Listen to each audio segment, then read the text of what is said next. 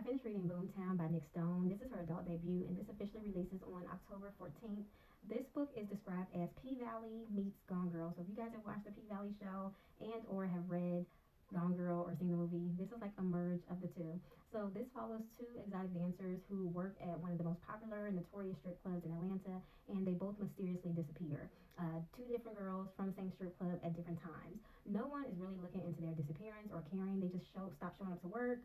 They stop being able to be contacted, stop responding to things, and no one's checking for them.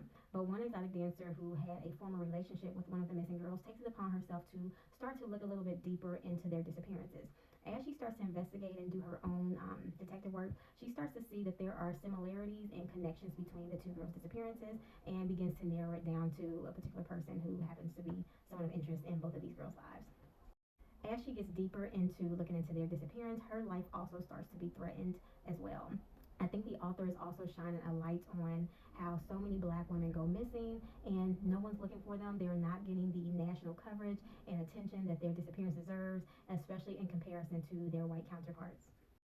Outside of the mystery in this book related to the disappearances, there is another twist and connection in here that I thought was absolutely clever and I loved it. I did figure it out prior to them telling us, or I suspected it prior to them telling us, but I absolutely loved the twist that was also in here as well.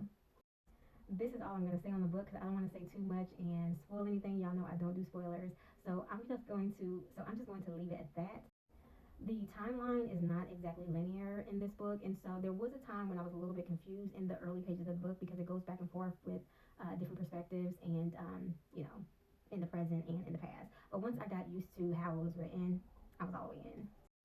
Comment below if this is on your TBR or if this sounds like a book you would like to read, and if you used to like the P Valley show, where are my other P Valley fans at?